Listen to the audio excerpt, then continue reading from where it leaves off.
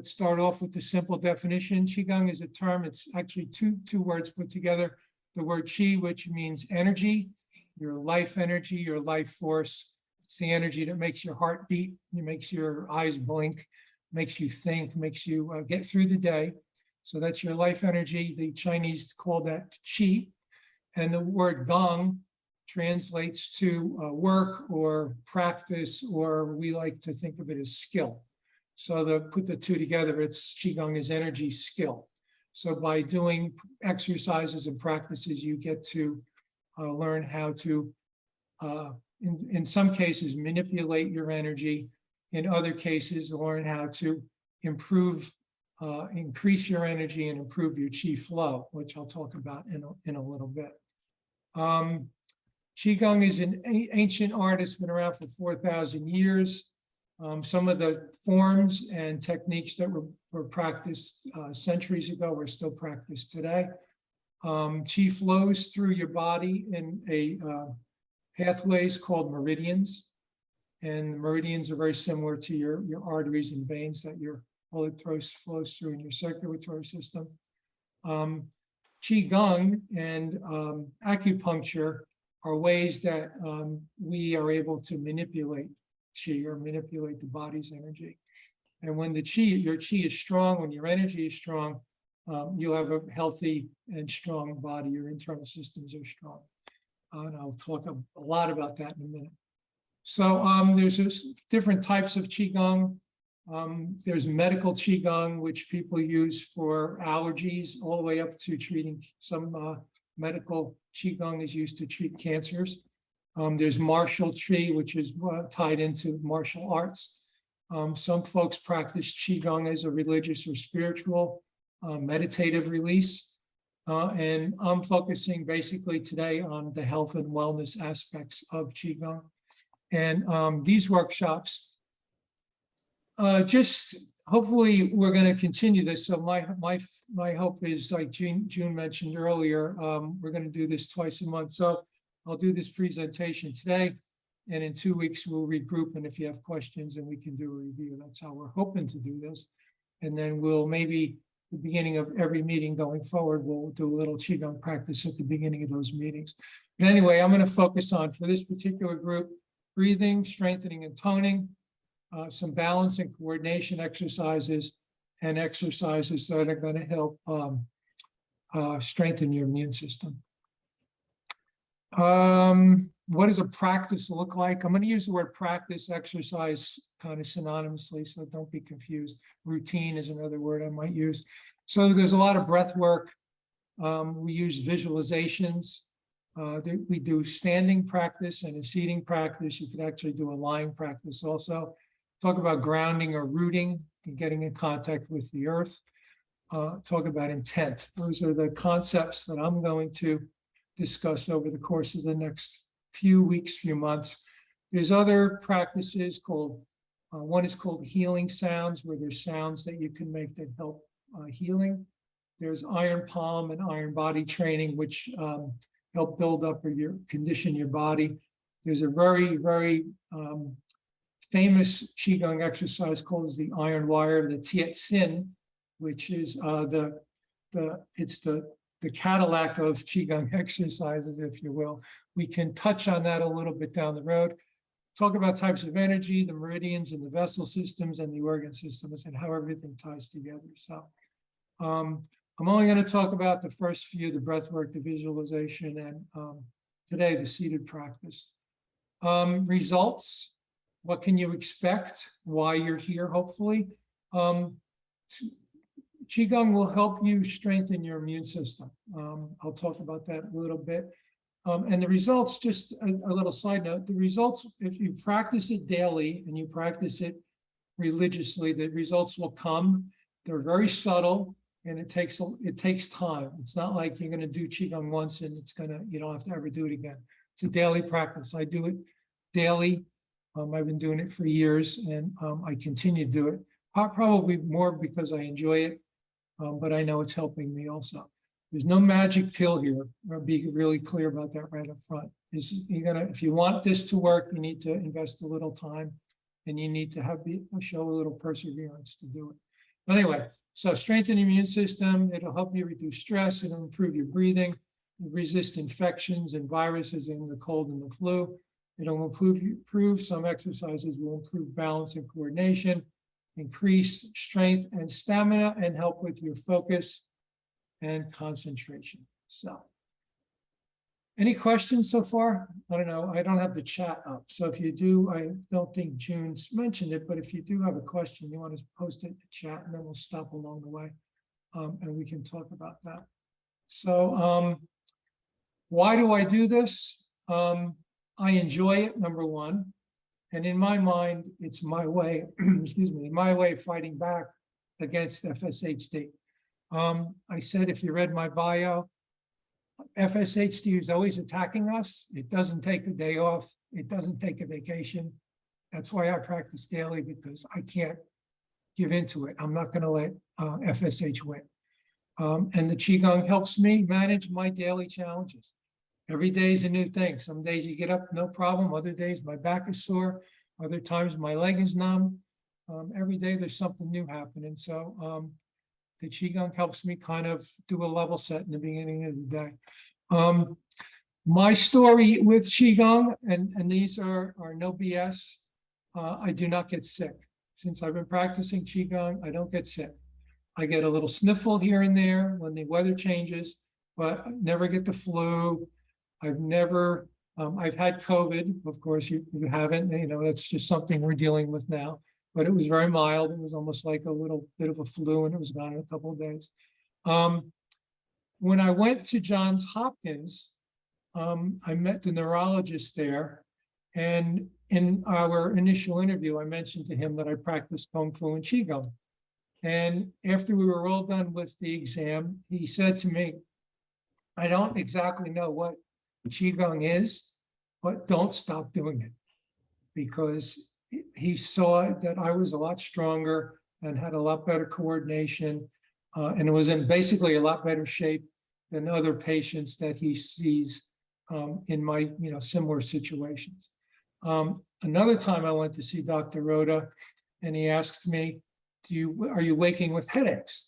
I was like, yeah, as a matter of fact, I am. So his thinking was that the headaches were, the FSH was affecting my diaphragm, and I wasn't breathing deeply at night enough, and I was waking up, I was retaining carbon dioxide, carbon monoxide, whichever one it is, and that was causing headaches. I was waking up with headaches in the morning.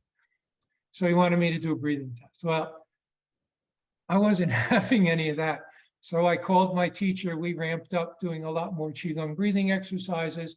And by the time I took the breathing test, I had no breathing issues, and I wasn't getting headaches anymore either. So helps with that. Also, just another three reasons I can basically say on my own that I will continue to do this. So the breathing, leads us right into today. We're going to do breathing, and we're going to do some abdominal exercises to help strengthen the core. The breathing I'm going to do is, I'll talk about it more in a minute, is basically abdominal breathing or belly breathing or diaphragm breathing. So get ready for that, because it's different than that breathing you usually do. Okay, so breathing and abdominal. So we're going to do sitting. We're going to do some breathing. And it's kind of funny. I'm going to teach you how to sit, right? And don't teach me how to breathe. We're going to do some visualizations, and we'll do some practice. I will, if folks, I'll do it anyway, but I'm actually reading from behind off a PowerPoint, and I can skinny that down as a handout if folks want that when we're done. Just put your email in the chat, and I'll get a copy of it to you. And the disclaimer, if you have any issues with doing any of this, then don't do it. Okay, everybody's situations are different. I find this very beneficial. I've been doing it a long time. It's second nature to me. I equate it to handwriting. No one was a really good handwriter when you first started to learn how to write. So it took a lot of practice, and so that's how I think this. It takes a lot of practice to get where we're going. So proper way to sit to do this. So So I'm going to talk about sitting today, and I'll do the standing version of this another time. Because most folks, if you're challenged with standing, sitting's the easiest way to do it anyway.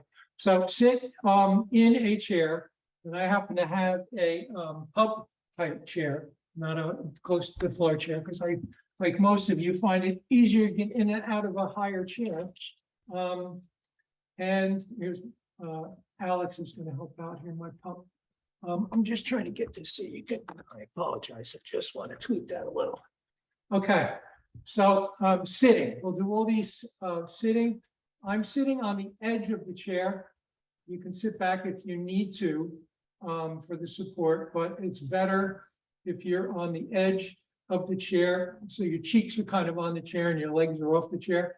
And it's also better for, there's no arms, so you can move without whacking your elbows on the side of the chair. So if you don't have it today, fine. And don't be sitting on a chair with wheels either. That's an accident waiting to happen. So anyway, sit straight. Hands are one inside the other. So your palms meet, not this way. So your palms meet, and you can just keep them in your lap for now while we do this. You'll have a gentle gaze forward. Breathe in and out for the rest of this until Frank says goodbye. Breathe in and out through your nose. Okay? In and out through your nose. And you're going to ask why? Because two reasons. One, it regulates your breathing. You're breathing the same amount in and the same amount out regularly. All right, so we want to regulate the breathing. If you breathe in through your nose and out through your mouth, your air is coming in at a different rate than it's going out. We want the rate to be close to the same. Second reason, your nose is a filter. All right, the nose catches all the junk in the air before it gets into your lungs. So you want to always breathe in and out through your nose. Some people are mouth breathers. Try to become, well, again, for the duration of this, become a nose breather. Breathe in and out through your nose. The tip of your tongue should be up, touching the roof of your mouth just behind your front teeth. There's two reasons for that. One, it keeps you from opening your mouth and breathing, so it forces you to breathe through your nose. And the other, it makes an energy connection. Too much detail to go into right now, but just keep your tongue at the roof of your mouth, just behind your front. And that's not precious, a little light touch. Feet are flat on the floor, hands in your lap. Try to grip the floor gently with your toes. Relax your body and focus on, I'm going to throw a new term out at you, focus on your dantian. Now your dantian is the spot just below your navel where you keep your chi. So we're going to focus on the dantian, okay?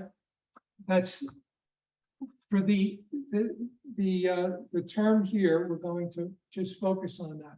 So again, let's review. Edge of the chair, hands in your lap, gentle gaze. You're looking at this handsome guy on the screen, I hope.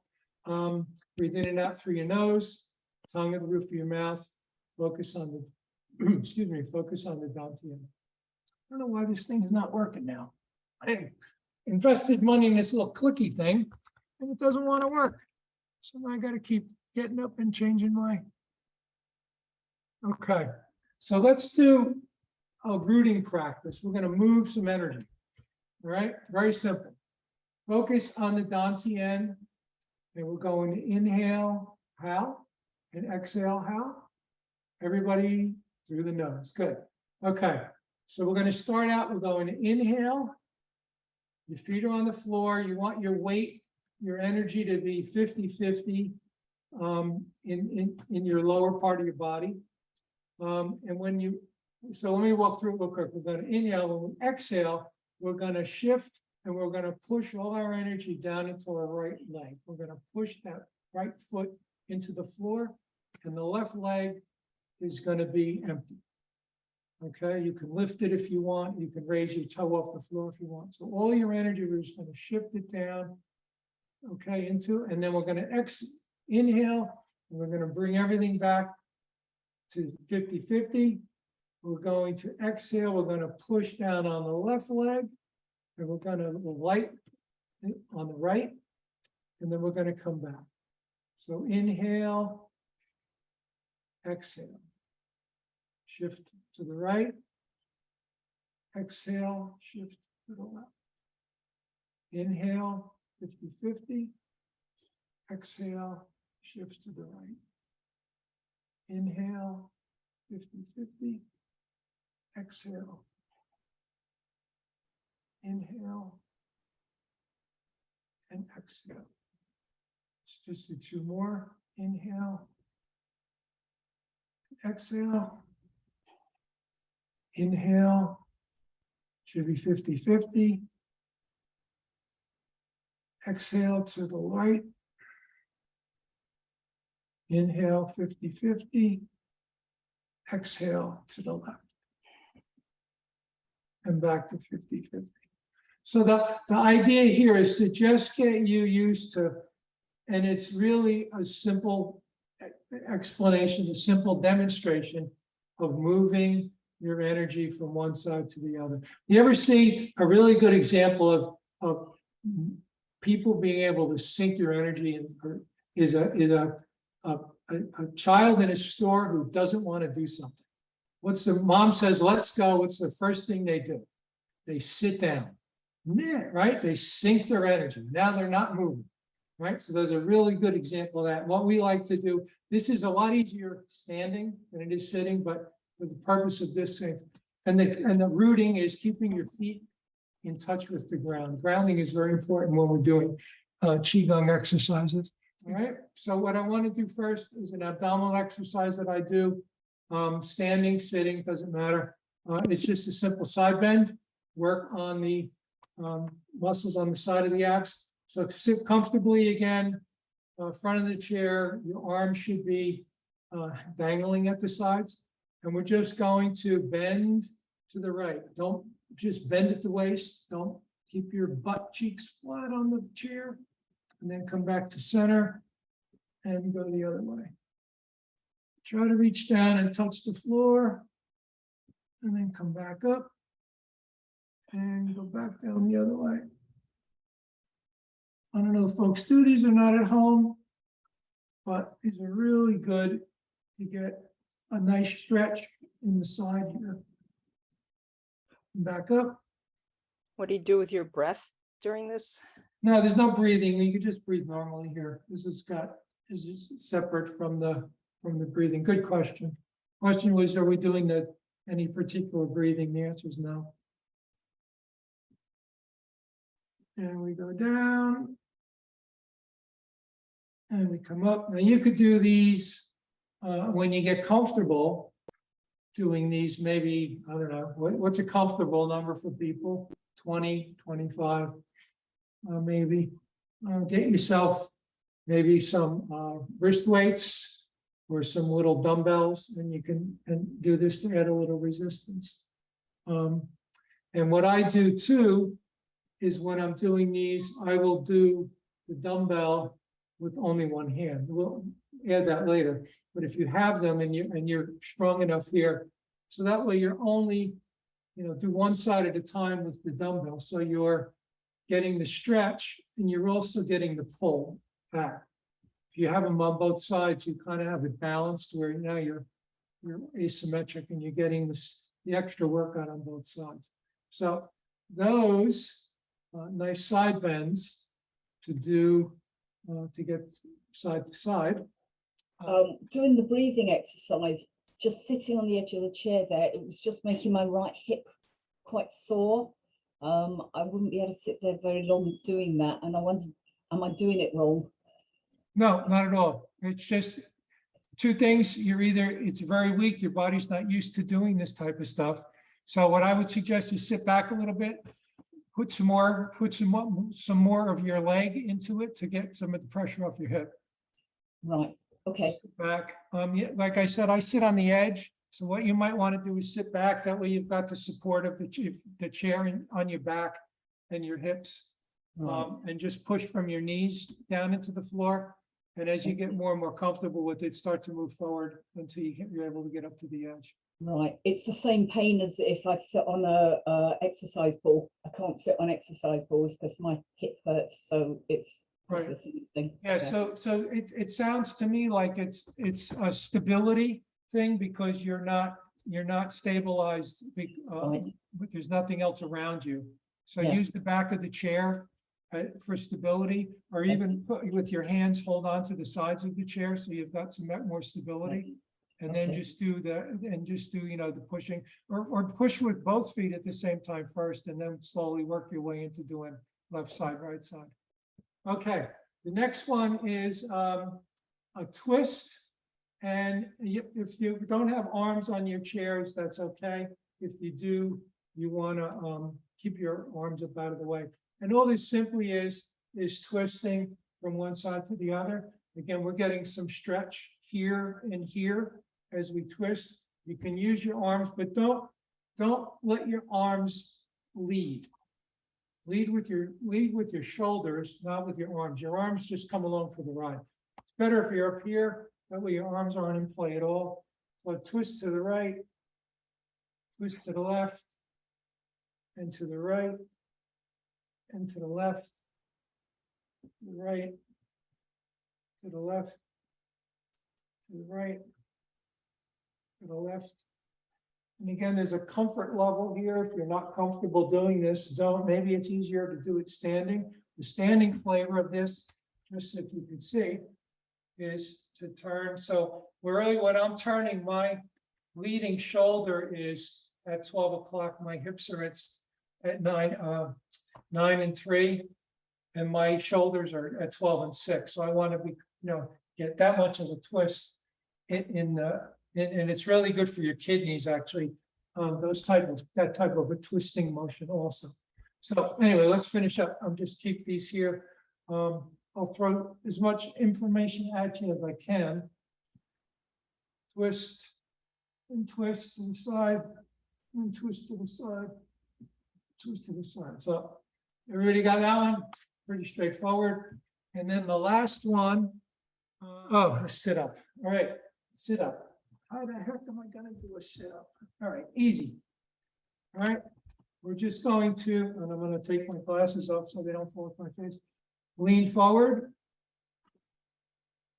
and then come back up. My hands are in my lap, just for stability, but try not to push yourself back up with your arms if you don't have to. So this one, someone asked earlier, there is some breathing tied to this. So inhale, exhale, and lean forward, and empty. Keep exhaling all the way down, and then inhale on the way back up. When you get back up to 12, put the hands on your kidneys and lean back a little bit, but don't breathe. Stop breathing when you get to 12. And then come back to 12.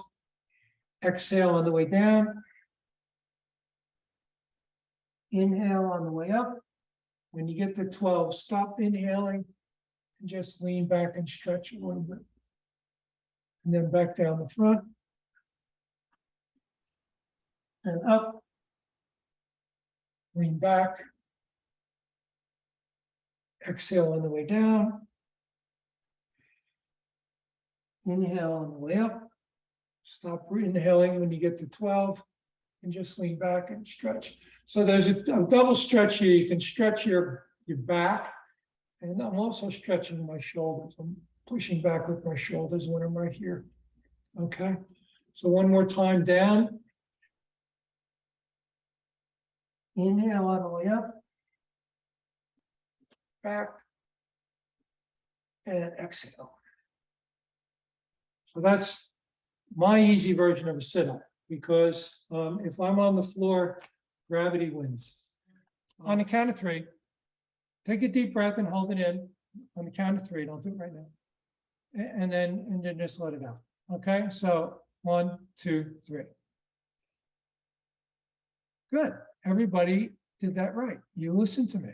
I did one of these sessions. I said, everybody take a deep breath. And I'm like, no. What did we talk about in the beginning? Breathe in and out through your nose. All right. So you guys were all nose breathers. Very good. Very good. I couldn't catch anybody with that. All right. So a couple things about breathing. How important is breathing? I think breathing is very neglected. I think we take it for granted because it's just automatic. We just do it without thinking. And that's the cool thing about breathing is we can do it consciously, or if we're not thinking about it, we're breathing anyway. There's a very few other things your body does automatically. And if you can think of a couple, like your heartbeat, your digestion, thinking, hearing, seeing, right? You really don't have to, we're not consciously doing it. It just works for us. You can control your breathing. And that's by design, I think, by design. So again, I think breathing of anything else that we do is the most important number one thing. So if you have a little pen and paper in front of you, what does your body need to stay alive? Make a list of the things, top 3 or 4 things that your body needs to stay alive. I don't have the Jeopardy song, so I can't play the music, but so my short list is food, water, air, shelter. That's my short list. So how long can you survive without food? 2 or 3 weeks, right? How long can you survive without water? A couple of days, right? How about shelter? How can you survive without shelter?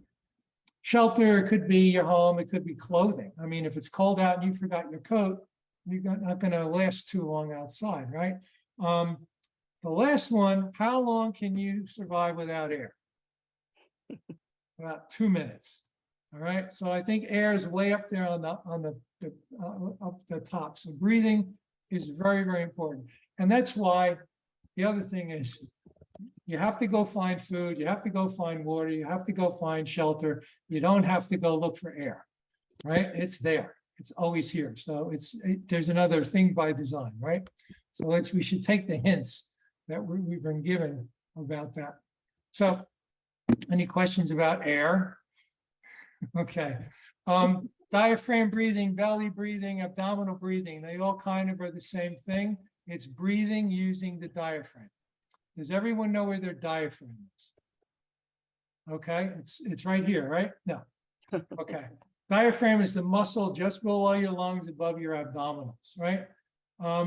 Why is that important? Because it helps move everything. And I'll talk about that in a minute. Everyone now, most adults, I don't want to say everyone, most adults are chest breathers. We were all belly breathers when we were infants. When we were born, we were belly breathers. And then over time, we became chest breathers because that's just the way we grew, right? So what we want to do now is we're going to go back consciously and become belly breathers again, because there's just so much benefit to doing belly breathing or diaphragm breathing or abdominal breathing, whatever you want to call it. So I'm just taking a sip of water because So the way we do it, the way I teach it, is inhale, you try to push down your diaphragm and push your stomach, your belly out. So when you inhale, your diaphragm is pushing down with the diaphragm, and you're pushing your abdominals, pushing your stomach out. And when you exhale, you pull your diaphragm up, you pull your abdominals in, and you empty your lungs. So you're using your diaphragm to move your lungs and also move everything else, because you're going to get a real good internal ab workout from doing this kind of work. So again, a term I earlier introduced at Dantian, we want to focus on that. We want to expand, and let me get back in my other chair. Hold on, stand by. Okay. We want to expand the torso. And one of my peers calls this as a term 6-way breathing. So you breathe, when you do your abdominal breathing, you're breathing out front and back, you're breathing out side to side, and you're breathing out up and down. So you're breathing in 6 strokes, you're like a balloon filling with air. Every side gets filled, right? It's not just one side of the balloon gets filled. That's what we want to do when we're doing abdominal or belly breathing or diaphragm breathing, okay? So when we inhale, we expand the torso, and this isn't going to be you know, you're going to go from here to here. I'm kind of over exaggerating with my arms. And then you want to compress everything down on the exhale. So inhale, we go out. Exhale, we come in. Now I'm going to go out, in, up, down. It's depending on where I'm talking. So I'm going to count to 5, and I want everyone to inhale as much as they can through your nose, and make yourself as big as you can. It's going to hurt, right? You're going to feel like a muscle tension and stuff because you're not used to doing this. Okay, it's going to take some getting used to. So the goal is to get as full as you can on 5. If you're going to, and maybe you can get to 8 on your own, I don't know. So, but I'm just going to use 5 as a counting number. So see where you are in the first one and make adjustments. Breathe faster, breathe slower, however you want to do it. All right, so we're going to breathe in and we're going to push down. And we're going to breathe out and we're going to pull up. So I don't know if you could see from the side, out and in. My shirt moves better than my stomach does, right? So anyway, let's give it a shot. All right. So we're going to inhale and everything is going to expand. And then we're going to exhale and we're going to compress everything back in. Okay. Inhale, push down on the diaphragm, the stomach comes out. Exhale, pull in on the diaphragm, tighten all your abdominals, the stomach comes back in again. All right, we'll do a few of these. Inhale, 1, 2, 3, 4, 5. Exhale, compress, 1, 2, 3, 4, 5. Inhale, 1, 2, 3, 4, 5. Exhale, 1, 2, 3, 4, 5. Inhale. Exhale. Inhale. Exhale. Let me stop a second. Let's go back. I just forgot to review. Sit, edge of seat, hand in lap, tongue, nose, gentle gaze. Okay. Focus on the dantian. All right. Forgot to do that before we started. So again, inhale. Exhale. Inhale. Exhale. And this inhale, go as full as you can and take a little more. Inhale. Exhale. Again, inhale. Exhale. 2 more. Inhale. Exhale.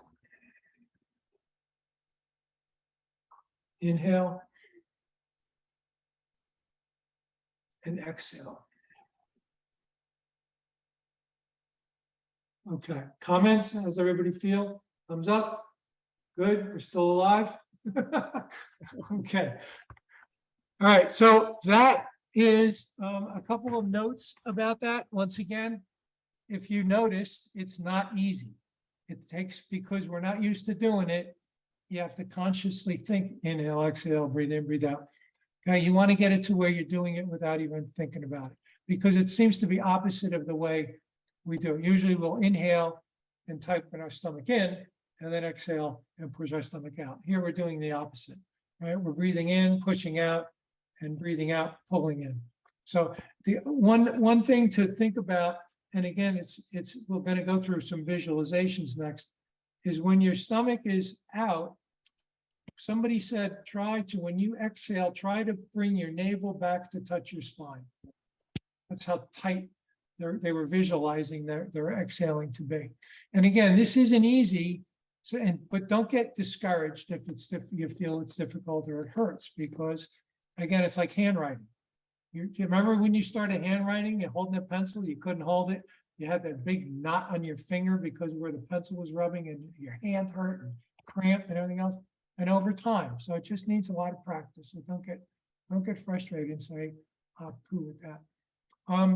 So does everyone know what a visualization is? Honey, when you create a picture in your mind, you see something in your mind, right?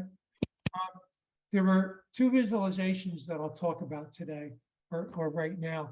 One, when I was talking about your qi in your dantian, try to visualize what that qi in your dantian looks like. What shape does it have? How big or small is it? And what color is it? I mean, I'll give you some things to think about. In my mind, it's a ball of glowing energy. That's how I view it. It could be bright white, bright yellow, bright whatever, but it's always a bright color. Okay, so it's important you visualize what your qi looks like doing these exercises, because it helps you take the focus off the breathing onto something else. And then we'll bring it back and we'll put the two together. The other visualization that I do is sometimes, and you could, I said, do a gentle gaze. You could do these with your eyes closed, is I visualize myself doing everything 100% perfect, correct. Okay, because like many of you, that's as high as I can raise my arms, right? That's it right there. You can't even see them, right? I can throw my arm up above my head, but I can't raise it. So in my mind, if I'm doing an exercise where I've got to hold my arms out, even though they're down here, in my mind, they're straight out. In my mind, I'm straight up. In my mind, my back's not hurting and my legs and my knees are straight. So you can visualize yourself being 100% right, even though you're not. Let your mind do the work, some of the work for you. It makes things 100% better than, oh, I can't do that. Yes, you can. Just close your eyes and see it. You can do it in your head, right? Don't let FSH win. Okay, I've got 14 more exercises.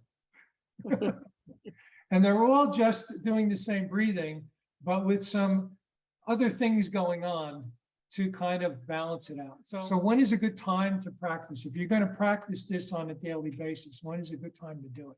So I like to do it first thing in the morning, cup of coffee, cup of tea, whatever you want to do. I go out on my deck. It's cool out. It's fresh air. If you can stand on the ground in the grass with your bare feet, that's even better. Okay, the closer you are to being in touch with the earth, the better. Okay, because the earth's the center of energy, right? All the stuff that grows, there's energy in there. So that's it. If you can't do it in the morning, anytime, I suggest you don't do it before you're going to go to bed. Because what happens is you get so much oxygen in your system, you're wide awake. So you might have trouble falling asleep. So try not to do it last thing of the day. Again, my practice is a daily practice. Somebody once said to me, how often do you do it? Right? I said, what part of daily don't you get? Okay, because it's a daily practice, all right? Every day, right? Some days I get to do it twice, like today. I got to do it this morning and I get to do it again with you guys. So that's lucky. And over time, hopefully I'll introduce enough exercises. You kind of have a menu to pick from, I'll do one of these and one of these today. So it's not the same thing over and over again. You can vary your workout. And the last thing I will tell you about time is to set a timer. I do my Qigong for 20 minutes this morning. Set a timer on your phone for 20 minutes, put it over there in the corner and just sit and do your Qigong. That way you're not distracted by what time it is. You set your time aside and you're just going to knock through and do your practice. So any questions about timing? Let me jump in the chat here. There's a couple. How long do you recommend for a beginner? Yeah. Well, that depends on how comfortable you are with the exercises. Mm-hmm.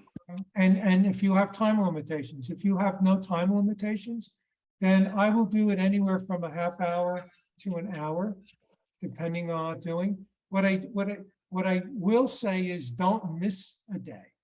Even if you have to do it for 2 minutes because you're going to miss the bus, do it, because you miss a day and then the next day you miss it again and then you miss it again and pretty soon you're not doing it at all.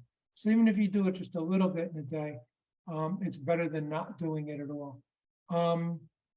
That answer that question? It's up to you. I mean, like I said, if that breathing bothers you, then do it till, where you hit that tolerance level and then stop. And then, all right, well, that was 10 minutes. So the next day, maybe do 11 minutes and just always and try to be adding on and doing it more, or shrink your time and breathe longer. So like I was saying, I do a 5 count. So if you're breathing to a 5 count, maybe try to get to an 8 count by the end of the month. And then when you get to an 8 count, the next month set a goal to get it to a 10 count.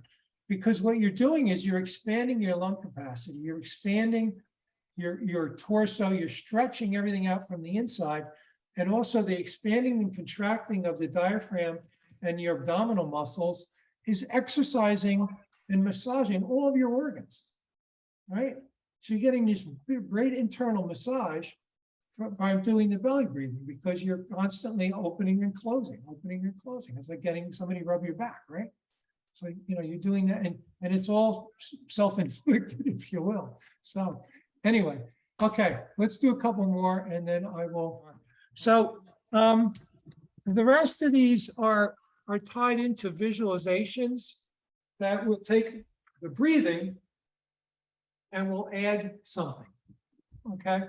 So let's take the breathing and we'll talk about our little chi ball. So I said about, like, what size and shape do you want your chi to look like?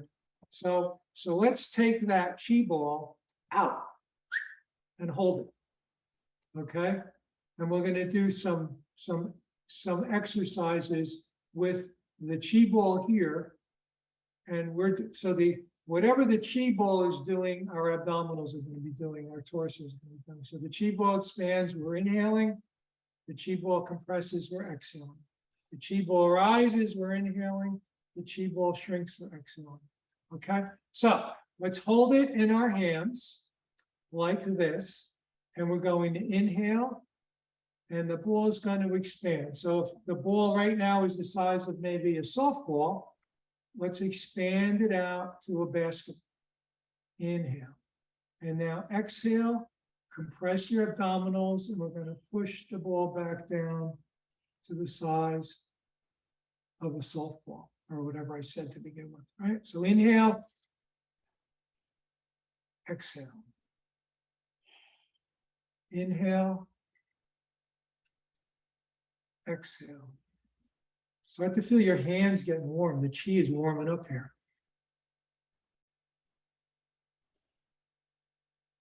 Inhale,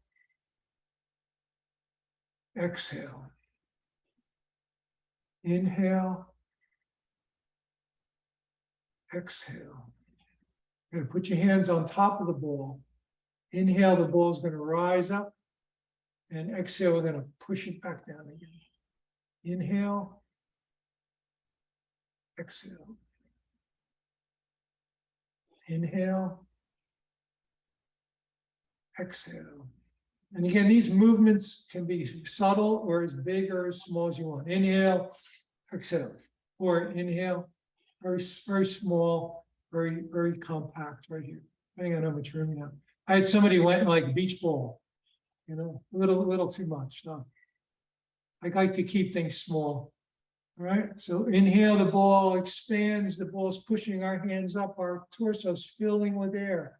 Exhale, we're going to push it back down again and compress our abdominals. Inhale, breathe in. Exhale, compress. Inhale. Exhale. Okay, hold the ball on the sides. Now what we're going to do is when we inhale, we're going to spin it, left hand on top. When we exhale, we're going to spin it, right hand on top. Inhale, exhale. Inhale, exhale. Inhale, exhale. Inhale. Exhale. Okay, now spin it forward, front to back. On the inhale, spin it, exhale, spin it front to back. Inhale, exhale. Inhale, exhale. Inhale, exhale. Inhale, exhale. Hands on the side. Inhale, left side goes out, right side stays steady. Inhale, push back, exhale. Inhale, exhale. Inhale, exhale. Right side goes out, left side stays. Inhale, exhale. Inhale, expand the torso, push your belly out. Exhale, compress your abs, push up on your diaphragm. Inhale, ball goes out. Exhale, push the ball back in. Inhale, abs go out. Exhale, push back in. Okay, left hand on top. Expand up and down. Inhale, expand up. Exhale, push down. Squeeze it, squeeze it. Squeeze your abs, squeeze the ball. Good. Inhale. Exhale. Now you could be as gentle or as forceful as you want with this. You can exert some energy, like when your hands are coming up, you could be pushing back and then pushing down. So you could have some energy in your hands, or you could just be nice, gentle motions. So inhale, left hand up. Exhale down. Flip the ball over. Inhale, right hand up. Exhale down. Flip the ball over. Inhale. Exhale. Flip. Inhale. Exhale. Are these visualizations helping with the breathing? Yes, no? Thumbs up, everybody, yes? Okay, excellent, excellent, excellent. Okay, this is one of my favorite ones. So, your hands are together. Make believe, visualize that you've got a couple of little driplets of water in your palm, or small little balls, maybe little pearls or little round ball bearings or something very, very small. And what you want to do is you want to spin those in your hand. So my left hand is spinning, my right hand is kind of staying stable. All right, and so my left hand is doing the spinning. And again, feel the heat, feel the energy in that little contact. It's a light contact. I'm not rubbing hard, very gentle contact. I've got something liquid in my hands and I'm just spinning, spinning. So left side, spin, rotate 1, 2, 3, 4, 5. Now flip right hand, exhale. 1, 2, 3, 4, 5. Flip over. Inhale. 1, 2, 3, 4, 5. Exhale. Flip. 1, 2, 3, 4, 5. Inhale. Flip. Exhale. Inhale. Flip. Exhale. So from that little gentle rubbing, do you feel warmth in your palms? Your palms are getting warm. It's really a cool feeling. Like a few more. Flip. Inhale. Left on top. 1, exhale, flip. Last one, inhale. Flip, exhale. We get better and better at doing these. I'll show you one where you can actually smell your chi. All right, we'll do that one in a couple weeks, make you come back. Okay, a couple more. Right, hands at sides, feet are flat on the floor. We're going to inhale. This is a coordination exercise, aside from being a breathing exercise. We're going to inhale. We're going to bring our left hand up to our armpit. We're going to flip our hand over.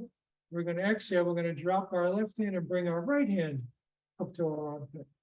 We're going to flip, exhale, inhale, left up, exhale, right up. Inhale, exhale. Inhale, exhale. Inhale, exhale. Inhale, exhale. Couple more, inhale. Exhale. Last one, inhale and exhale with just the left hand.